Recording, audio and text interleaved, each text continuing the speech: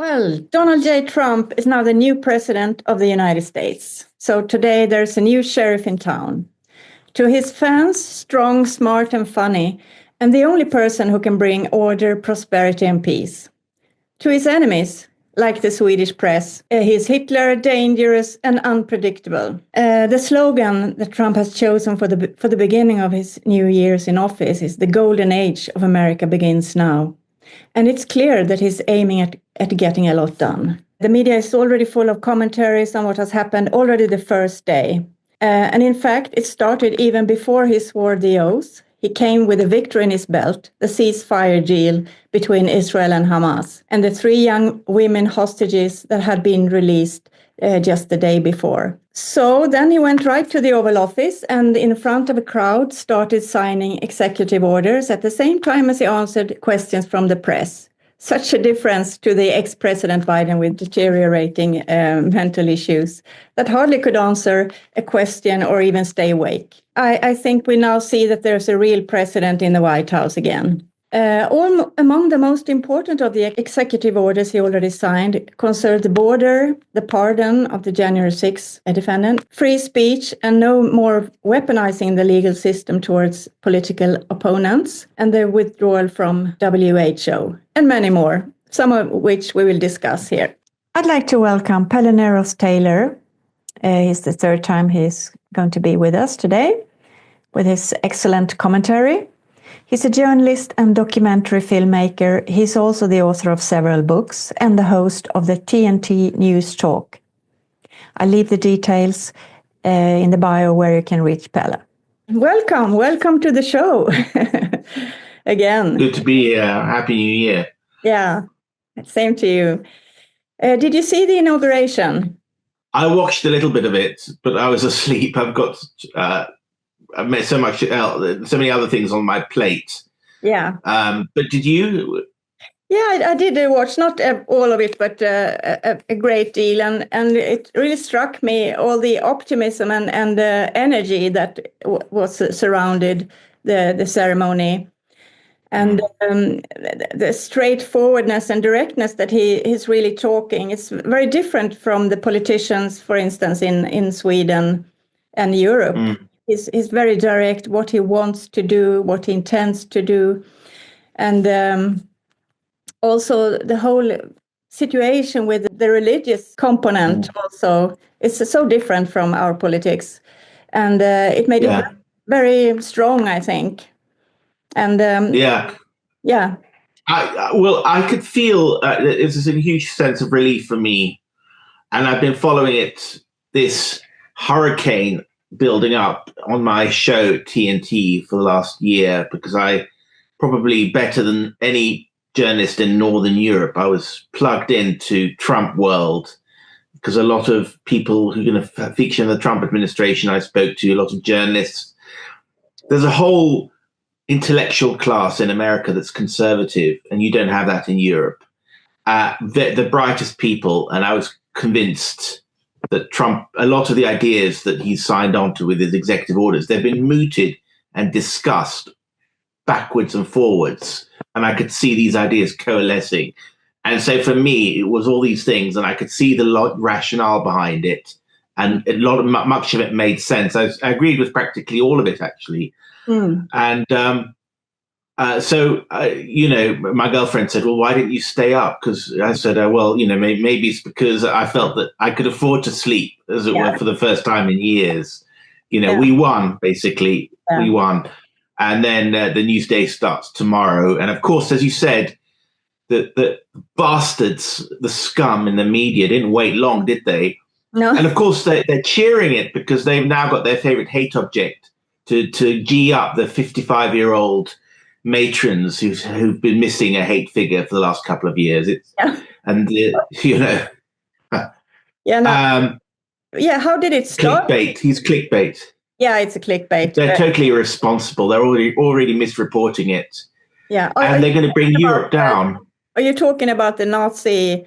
Yeah, that's right. They found 1 millisecond where Elon Musk had raised his salute, apparently a salute, and they said that Musk is a Nazi. And of course, millions of people found other politicians who've done similar type of salutes.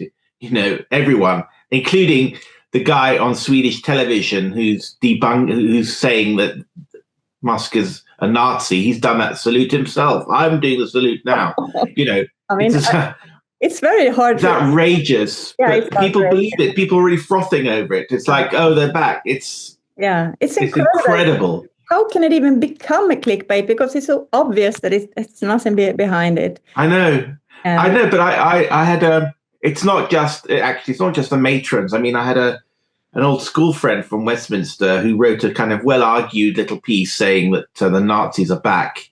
And it's the British establishment obviously hate him because the Times this morning put in their morning newsletter, they had that so-called Nazi salute as one of their main items, And I think that the bad thing for Europe is that Trump is going to look after America's interests. I mean, he's good and bad. He's good for us because he inspires us to do the same thing. And he's for free speech, which is good for all of us. I mean, but he's also at the same time looking after America's interests. He's voted by the Americans, and American interests are not the same as our interests, so that tariff barriers and so on. But I feel that, so I think he's a friend, that's definitely, and he's an inspiration, and he's going to, but at the same time, we need to have politicians who look after our interests in friendly negotiations. But I fear that this trivializing and not taking Trump seriously, in the same way we didn't take Putin seriously, is disenfranchising us, These idiots.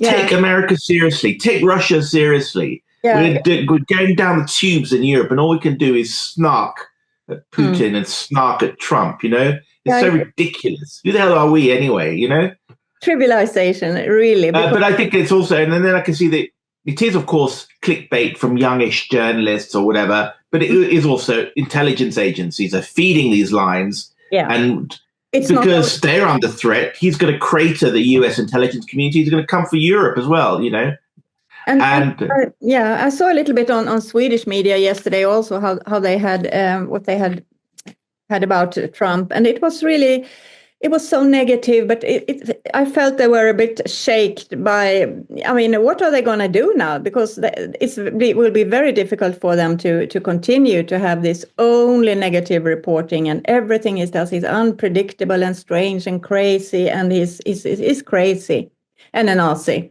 of course. So it will be interesting how they, and they went on about this with Greenland and Denmark, that, he's threatening with war. How can they take all this so literally? It's really, I don't know, amazing how. I don't know. I say, why do we have to listen to them? The Americans didn't listen to their mainstream media. They listened to us. They listened to us on TNT. They listened to X.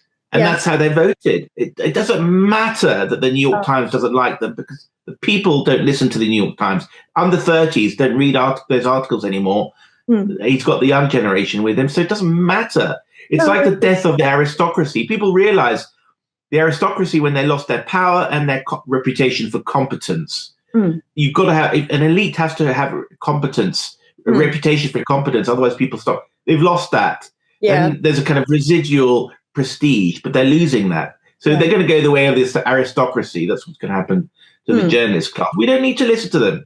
And they're already becoming more and more irrelevant. I never listened to them. I had to go in yesterday just to have a little look, and I was very disappointed. I was really amazed at the low level of I know, sure, intellectual level. But it's conspiracy theory. They say everyone else is conspiracy theory, but the best analysis comes from the alternative media.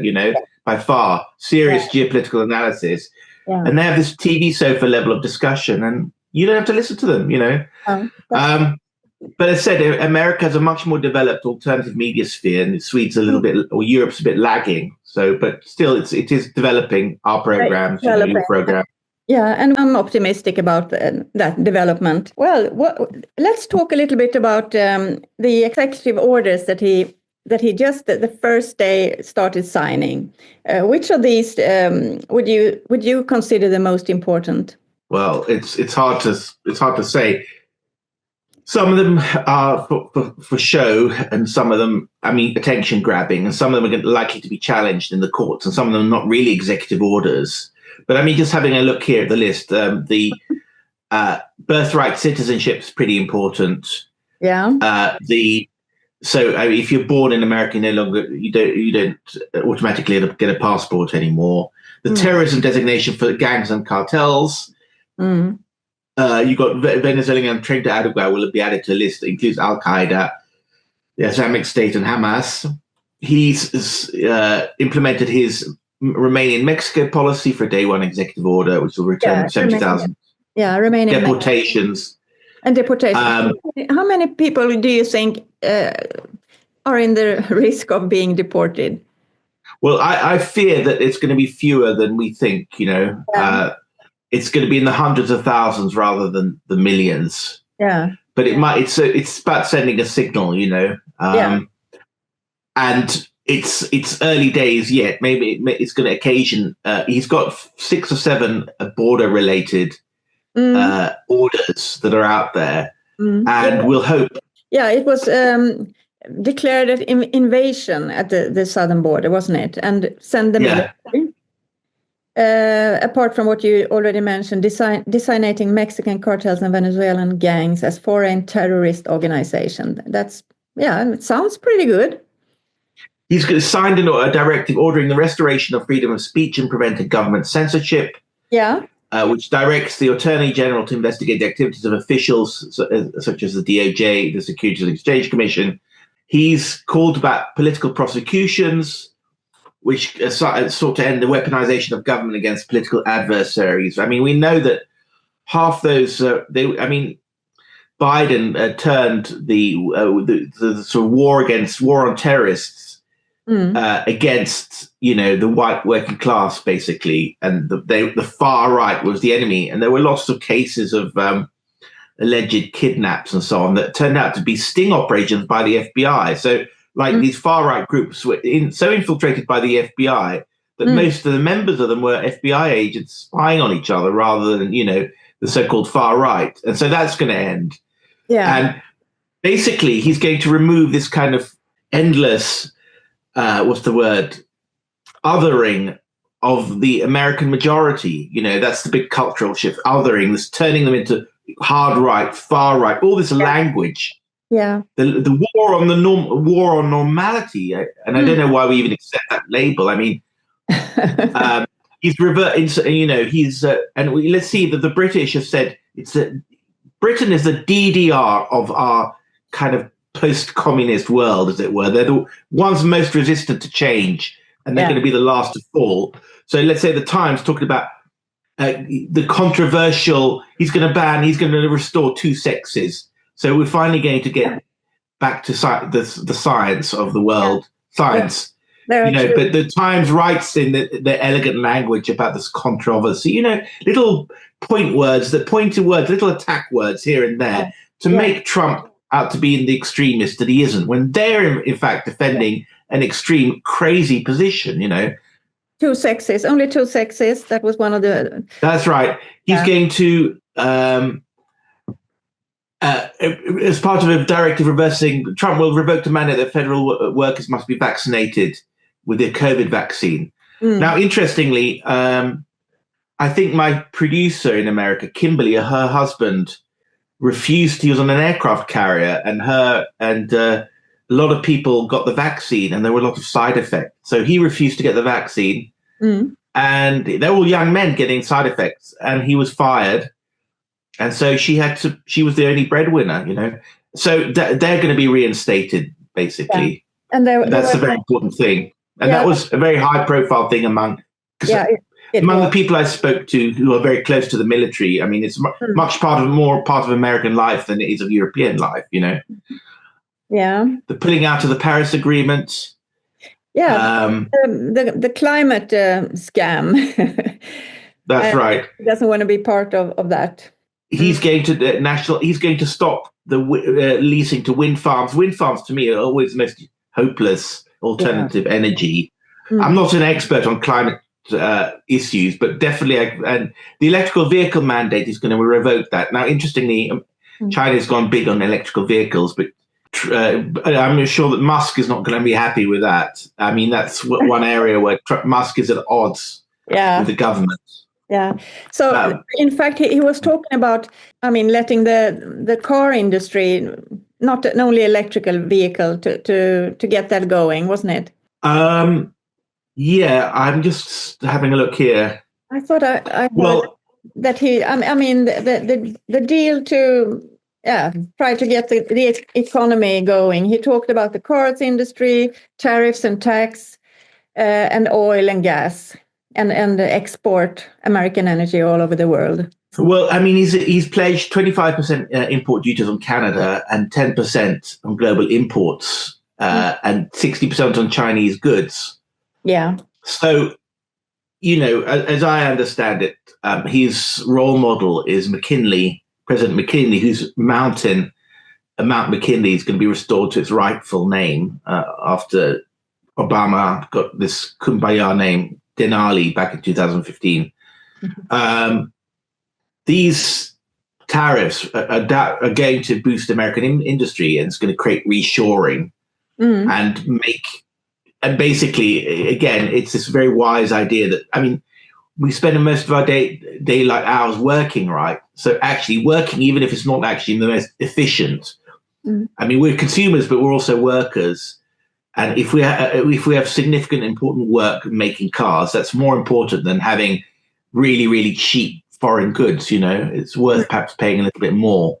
So he understands that, and there's strategic security reasons for reshoring production, and with it, a whole host of innovation issues will come up. So yeah, I mean, American production of cars has been devastated, and he's so.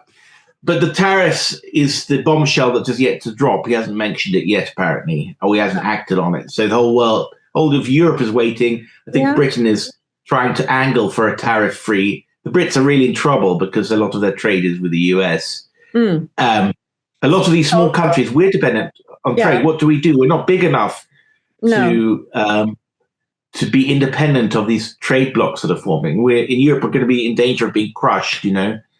And I think the EU wants to make negotiations through, but I think, or will the US make negotiations with each country? Do you think, or will it be the EU that makes the negotiations about the tariff?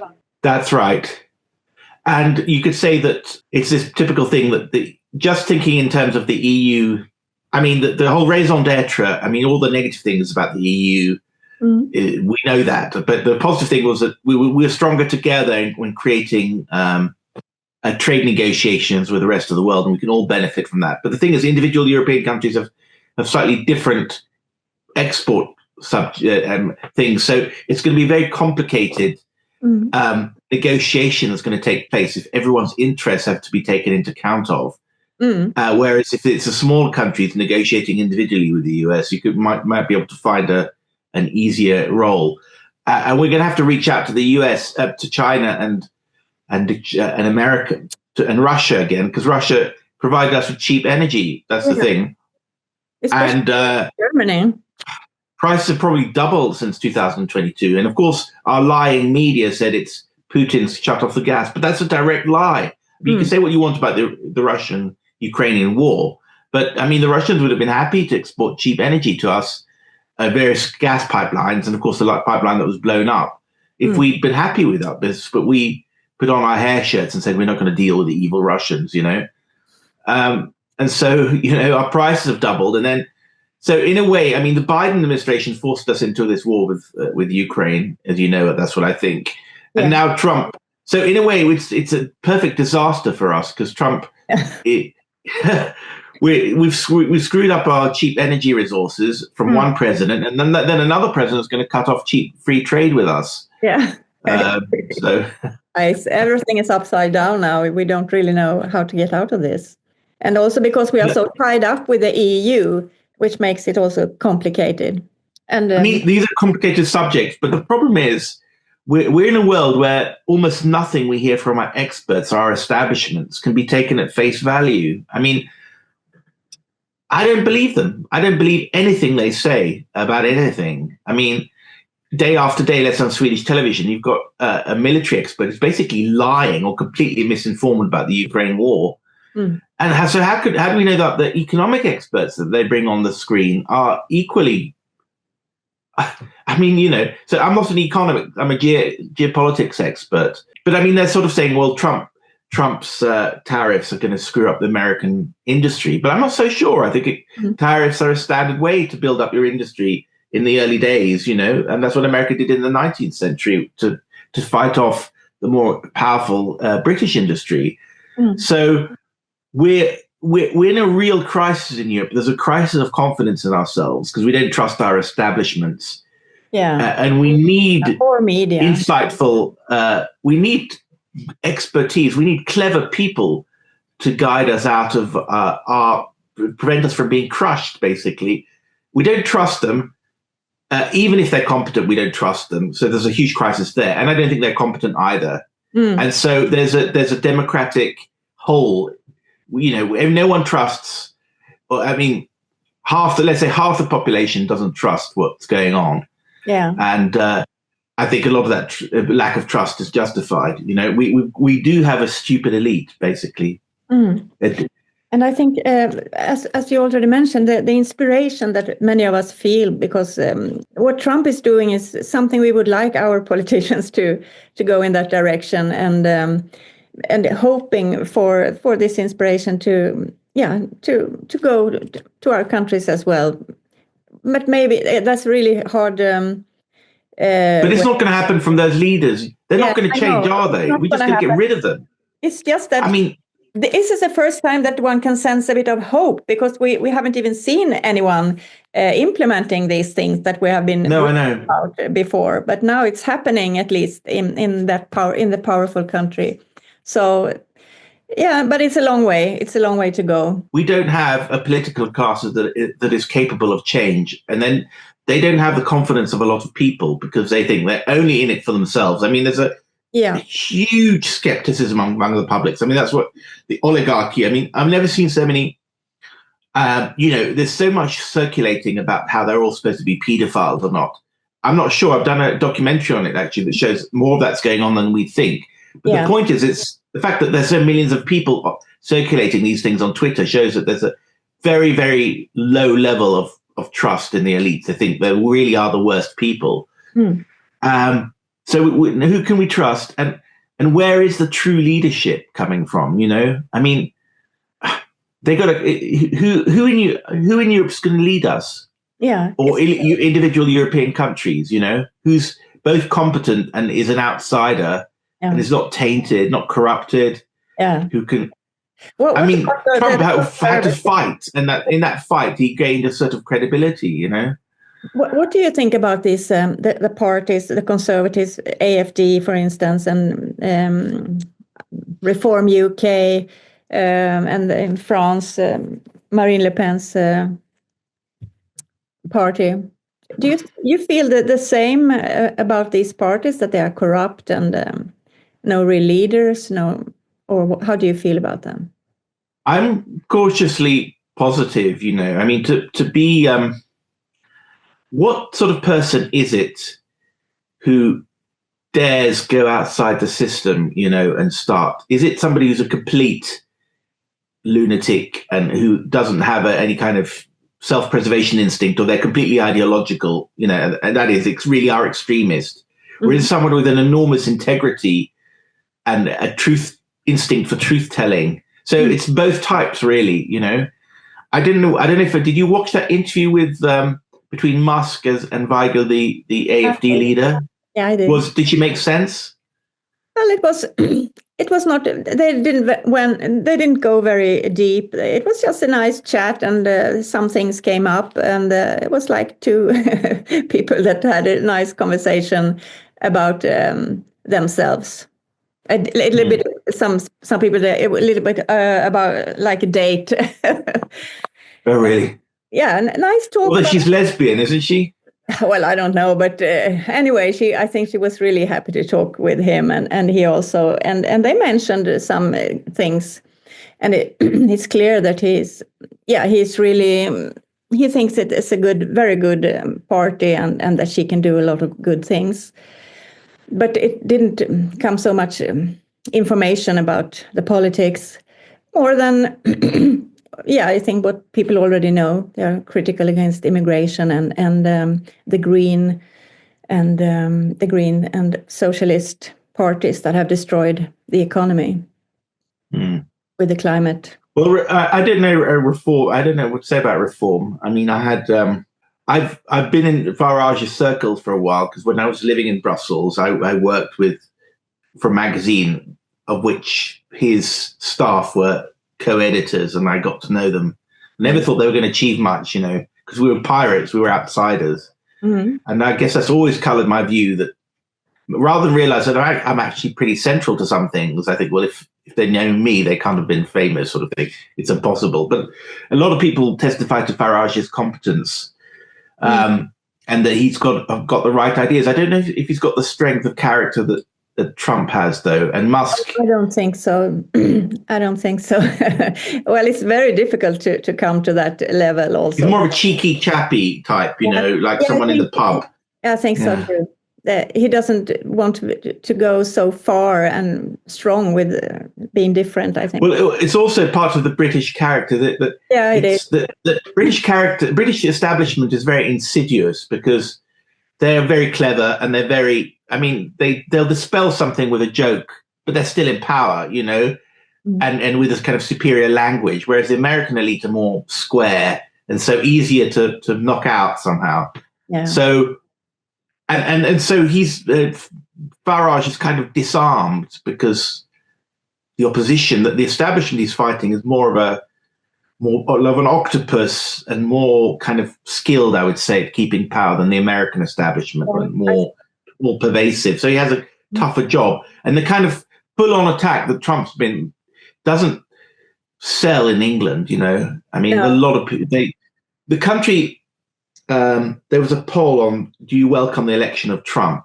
Mm-hmm. And most of the world welcomes the election of Trump. The billions of people who live in Africa and Asia, they all like Trump. They like what they see. Mm-hmm. Guess who doesn't like Trump? Guess who hates Trump? Well, that's the Scandinavians. But who hates Trump even more than the Scandinavians? It's the British, Yeah, really? Yeah. It's like 2%. It's almost these like Putin levels of popularity. And this is according to Pew or Gallup or something, So, but if we just return to the things that Trump says he's going to do a little bit, I think about this January 6th is quite interesting. The pardons. Joe Biden. We talked about that on the last time one of the last times we met in the video about the pardons. But on his way out, Joe Biden did a lot of things, but also he pardoned Fauci, he pardoned the January 6th committee and his whole family. They are not charged with any crime. So that's a little bit interesting. But those January 6th political hostages, as Trump calls them, 1,500, I think it was, that just got released.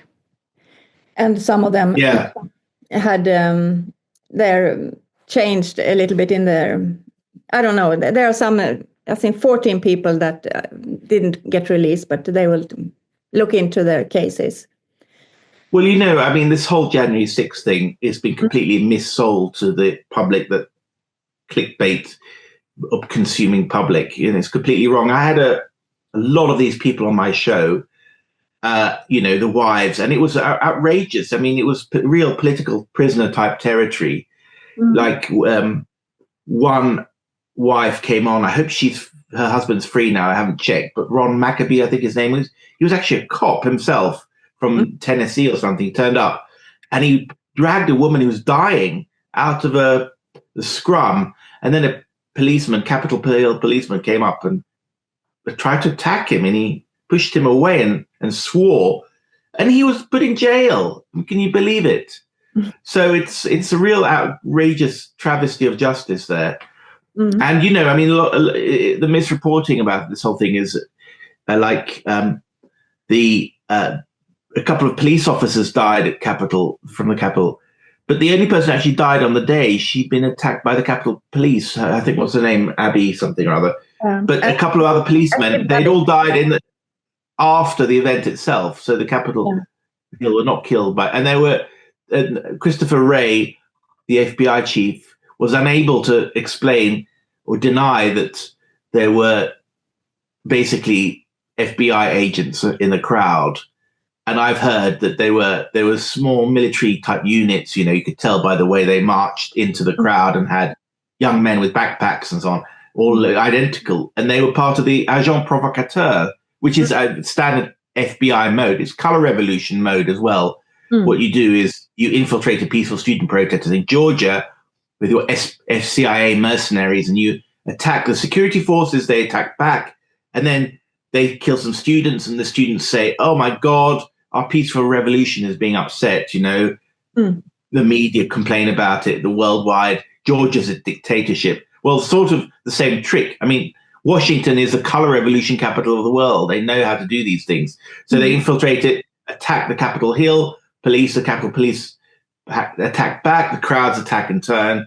And then you've got an insurrection, I mean, these are really well-honed strategies, Yeah. So I'm very glad. I mean, there are thousands of happy wives today, or hundreds. I don't think almost any of these, it was pure political prisoners. I mean, there's one guy who was jailed for 15 years for burning a pride flag a few years ago. I hope he's free. I mean, there's so much of that going on. And if the Western media collated all these cases, you might find that America has more political prisoners than Russia has, And but that pardon that Biden made, didn't they destroy the evidence from the committee, the January 6th committee, at the same time? Oh, I don't know. I think can't remember. I heard something about that. So maybe it will be difficult to look into it. But anyway, it's. But it's all going to come out now. Yeah. All the abuses are going to come out, I think, because. There's a rich alternative media in America that publicize all these things. But now, thanks to Musk, and it's interesting, Trump has made friends. I mean, it's obviously a late conversion by Bezos and Zuckerberg, and they're sitting up there next to him. But the point is, you're going to be able to say these things on Facebook. Millions of people are going to be able to share information, and all these secrets that the Biden administration didn't want to come out. So Trump is going to drain the swamp this time around, for real. Yeah. He's got Musk with him. He's got Zuckerberg with him. He's got the levers of power and knows what to do.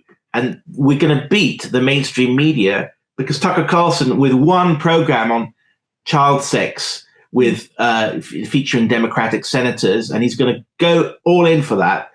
Tens of millions of views. Yeah, I think CNN has 100,000 views.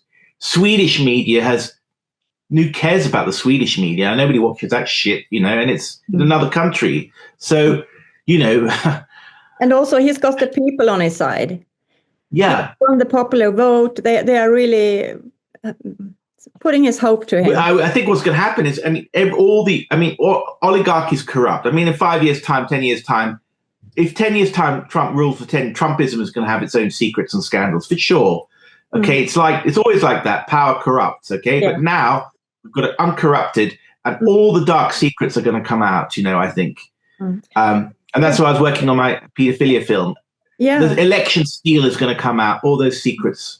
And they're going to institute new election laws to make the future election steal impossible. But the whole fraud is going to, because Trump holds the levers of power now. And so before a lot of the truth came out when he was in opposition and he had the alternative media on his side. Now he's in power. But of course, everything that he reveals, everything that comes out is going to be spun against him. We can be sure of that. Yeah. Because there will be resistance. If he changes the justice system, it's going to be fascism, right? If he fires corrupt judges, it's going to be firing independent judges. If he introduced censorship, he'd be Trump the dictator. Now that he's got introduced free speech, it's Trump allowing hate. Yeah. He can't win, can he? No, he can't. He can definitely not win. But it's a war, but we're winning, I think, you know. I think that's really, that gives us very much hope. And I think we'll just wrap it up soon here. What are you most hopeful about the years to come? You mean politically? Yeah. Well, I'm hopeful that the wars are going to end in Ukraine. I mean, that's the most important thing, because that's where we've been teetering on the brink of World War III and nuclear exchange, which I've written books about the Cold War and the risk we thought had gone and it's coming back. So we'll be back to boring peace. That's the most thing, and that everything will be better after that, because it's been a neuralgic issue since 2022. And do you think? And then we'll have a new era of innovation, perhaps, you know, with people going to Mars, AI becoming more important, longer lives, maybe better nutrition, RFK on top of nutrition and health issue. All the lies that we've been told, let's say about diabetes can be cured if you eat the right thing. Instead, people have been eating insulin, which is pointless. Yeah, lies like that have destroyed our health. That's are going to go by the window. And so maybe we'll have longer and happier lives, you know. Yeah. But the establishment, the pharma industry, and all these corrupt bodies, interest groups, they're going to be out of a job, and they're going to fight tooth and nail, calling all these truths disinformation. But I think Trump is right on a lot of things. A lot of the climate rubbish is going to go out of the window. A lot of the health stuff is going to go out of the window. And I think he's a man of peace. So, and unifying. Maybe he'll introduce a golden age. Yeah. We hope so. Thank you so much, Pelle, and I hope to see you soon again. Really appreciate. All right, not at all. Yeah. Okay. Have a good time.